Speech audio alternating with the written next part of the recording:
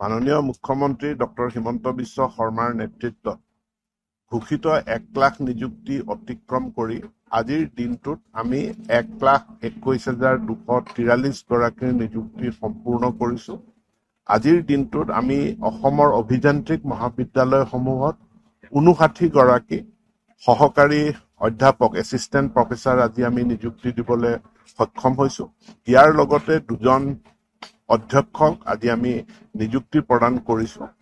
দীৰ্ঘদিন ধৰি প্ৰায় 2017 চনৰ পৰা অভিযান্ত্ৰিক মহাবিদ্যালয় আৰু পলিটেকনিক সমূহত আমি অস্থায়ী শিক্ষকেৰে guest faculty, part time faculty আৰু 3Fৰ অধীনত নিযুক্তি দিয়া অনিয়মীয় ফেকাল্টিৰে আমি এই কাৰিকৰী শিক্ষানুষ্ঠানখিনি পৰিচালনা কৰিব লগা হৈছিল, বিশেষকৈ APSCৰ বিফলতাৰ কাৰণে।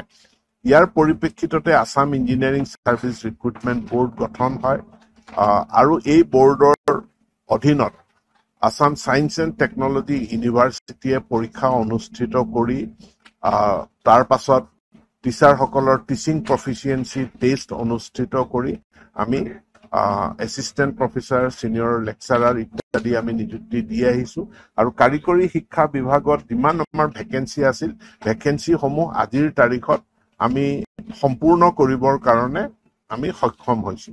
2-এটা সংৰক্ষিত পদৰ বাহিৰে বাকী সকলো ভেকেঞ্চি সম্পূৰ্ণ কৰা হৈছে। গতিকে কাৰিকৰী শিক্ষাৰ কাৰণে আজিৰ দিনটো এটা প্ৰাপ্তিৰ দিন। মই যদি আপোনালোকক তথ্য আগবঢ়াওঁ তেনেহলে আমাৰ ইঞ্জিনিয়াৰিং কলেজ আৰু পলিটেকনিক সমূহত আজিৰ তাৰিখত আমি সম্পূৰ্ণৰূপে 1210 গৰাকী আমি ষ্টাফ, আমি শিক্ষক আৰু নন টিচিং ষ্টাফ আমি নিযুক্তি দিবলৈ আমি সক্ষম হলো। ইয়াৰে ভিতৰত 916 গৰাকী হৈছে ফেকাল্টি অৰ্থাৎ টিচিং ষ্টাফ, তেওঁলোকক আমি নিযুক্তি দিবলৈ সক্ষম হৈছো। বৰ্তমান সময়ত ৰাজ্যখনত 7খন ইঞ্জিনিয়াৰিং কলেজ অভিযান্ত্ৰিক মহাবিদ্যালয় চলি আছে আৰু 6খন ইঞ্জিনিয়াৰিং কলেজ আমাৰ নিৰ্মীয়মান অৱস্থাত আছে। 26খন পলিটেকনিক বৰ্তমান চলি আছে আৰু 6খন পলিটেকনিক নিৰ্মীয়মান অৱস্থাত আছে।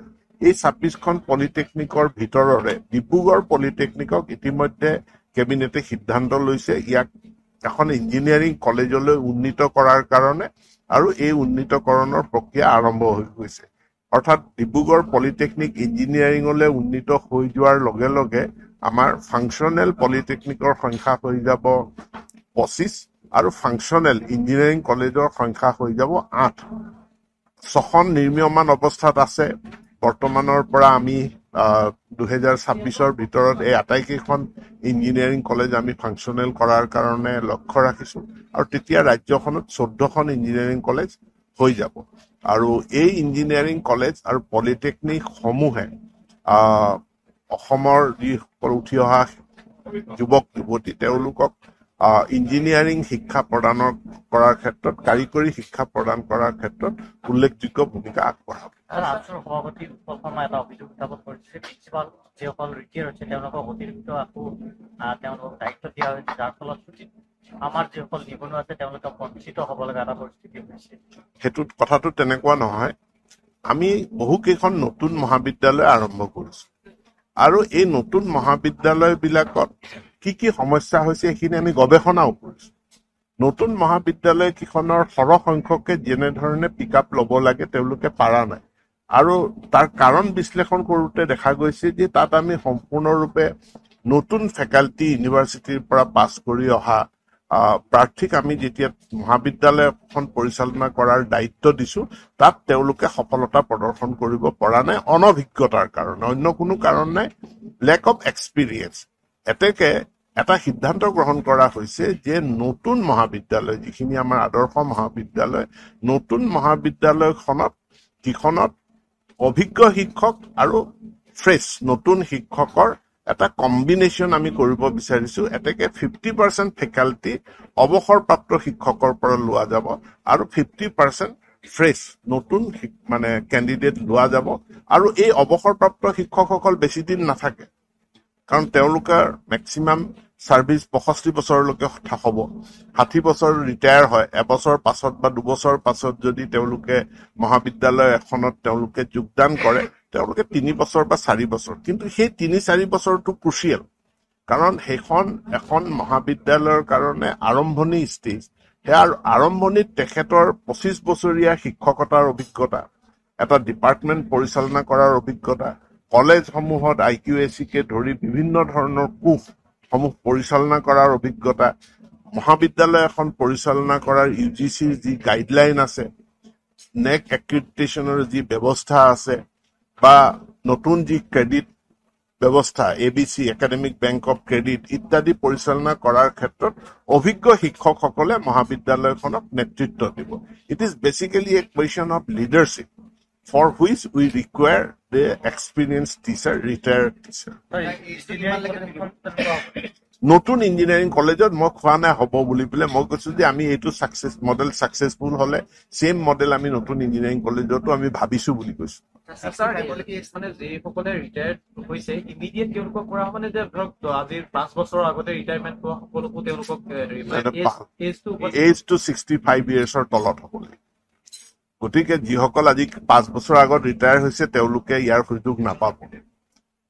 কিন্তু চাওক আপোনাৰ যিখিনি আমাৰ প্ৰাইভেট ইউনিভাৰ্চিটি আছে, প্ৰাইভেট ইউনিভাৰ্চিটিখিনিত যদি ফেকাল্টিসকলক গৈ চাই তেওঁলোকক যথেষ্ট সংখ্যক retired faculty even beyond 65 years তেওঁলোকে সেৱা আগবঢ়াই আছে প্ৰাইভেট ইউনিভাৰ্চিটিত। যদি তেওঁলোকে যদি ফিজিকেলি ফিট, মেডিকেলি যদি ফিট হয় তেনেহ'লে তেওঁলোকৰ সেৱাটো আমাক প্ৰয়োজন হৈছে।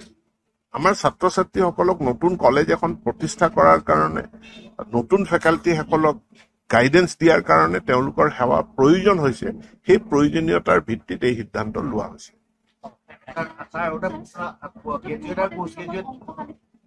আমি তেওঁলোকৰ কাৰণে তেওঁলোকৰ পৰা এখন আবেদন পাইছো যে তেওঁলোকৰ বয়স এজ কণ্ডনেশ্যন এটা কৰিব লাগে, সেইটো আণ্ডাৰ প্ৰচেছ। আমি তেওঁলোকৰ প্ৰতি আমাৰ সমমৰ্মিতা আছে, কিন্তু এই পৰীক্ষা দিয়াৰ প্ৰক্ৰিয়াটোৰ বাহিৰে অন্য কোনো প্ৰক্ৰিয়া নাই। গতিকে যিহেতু তেওঁলোকে সেৱা আগবঢ়াইছিলে অংশকালীন হিচাপে, তেওঁলোকৰ এজ কণ্ডনেশ্যনৰ আবেদন এখন পাইছো আৰু সেইখন ডিপাৰ্টমেণ্টে বিবেচনা কৰিব। শিক্ষাকৰ্মীসকলে টেট পাছ কৰাৰ পিছতো তেওঁলোকে নিযুক্তি পোৱা নাই, কৈছে যে তেওঁলোকৰ বয়স ইতিমধ্যে পাৰ হৈ গৈছে। গতিকে এই বিষয়টো কিবা বিবেচনা কৰিব নে কেনেকুৱা? এইটোতো টেট পাছ কৰা মানেইতো চাকৰি পাব এইটোৰ গেৰাণ্টি নহয়। এটা প্ৰতিযোগিতাৰ পৃথিৱী। গতিকে আমাক চাকৰিৰ প্ৰয়োজন 5,500, টেট পাছ কৰা কেণ্ডিডেট আছে 12,000। গতিকে প্ৰত্যেকজনেইতো নাপায়, এই 5,500 জনেই পাব। গতিকে তাৰ ভিতৰত তেওঁলোকৰ যি গাইডলাইন আছে, গাইডলাইন মতে তেওঁলোকৰ যি স্কোৰিং হ'ব, এই স্কোৰিঙৰ ভিত্তিত তেওঁলোকে চাকৰি পাব।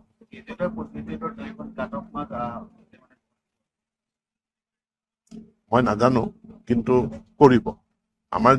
আমি বোৰ্ডক এটাই ৰিকুৱেষ্ট কৰিছো যে আমাৰ যিমান ভেকেঞ্চি আছে সকলো ভেকেঞ্চি পূৰণ হ'ব লাগে, আৰু সকলো ভেকেঞ্চি পূৰণ কৰিব পৰাকৈ তেওঁলোকে মানে প্ৰাৰ্থী বাছনি কৰি দিব লাগে।